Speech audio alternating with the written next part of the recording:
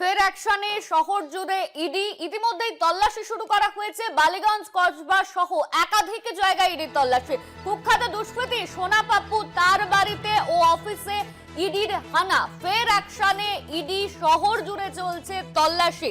সোনা পাপ্পু কলকাতা ও কসবা ঢাকুরিয়া এলাকায় একজন কুখ্যাত দুষ্কৃতী, আর তার বাড়ি এবং অফিসে এবার ইডির হানা।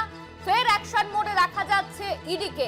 সামনেই বিধানসভা নির্বাচন, তার আগে শহর জুড়ে ইডির অ্যাকশন মোড। একাধিক জায়গায় তল্লাশি চালানো হচ্ছে। বালিগঞ্জ কসবা সহ একাধিক জায়গায় ইডির তল্লাশি।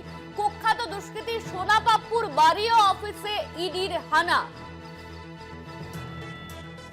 এই নিয়ে আমরা বিস্তারিত জানবো। আমাদের সঙ্গে ফোন লাইনে রয়েছেন আমাদের প্রতিনিধি রিয়া মাঝি। রিয়া, কি জানা যাচ্ছে?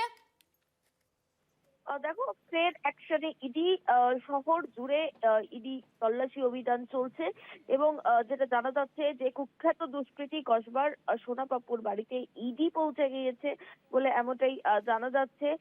যে এই সোনা পাপ্পুর বাড়ি এবং অফিসে বেশ কিছু জিনিস লুকিয়ে রাখা হয়েছে এবং নির্মাণ ব্যবসার যে একাধিক সংস্থা, সেই সিন্ডিকেটের মাথা হচ্ছে বা আধিকারিক হচ্ছে এই সোনা পাপ্পু বলে এমনটাই জানতে পেরেছে ইডি। এবং সেই কারণের জন্যই কিন্তু সোনা পাপ্পুর বাড়িতে ইডি বাড়ি এবং অফিস সহ বিভিন্ন জায়গায়, বালিগঞ্জ কসবা সহ বিভিন্ন জায়গায় কিন্তু ইডি তল্লাশি অভিযান, প্রায় 6টি জায়গায় এই তল্লাশি অভিযান জারি রয়েছে। কয়েকদিন আগেই আমরা দেখেছিলাম যে দেবাশিস কুমার, তাকে তলব করা হয়েছিল ইডি দপ্তরে।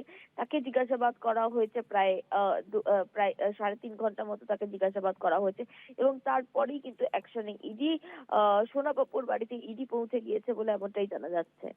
ধন্যবাদ তোমায় রিয়া। আমাদের সঙ্গে ফোন লাইনে ছিলেন আমাদের প্রতিনিধি রিয়া মাঝি।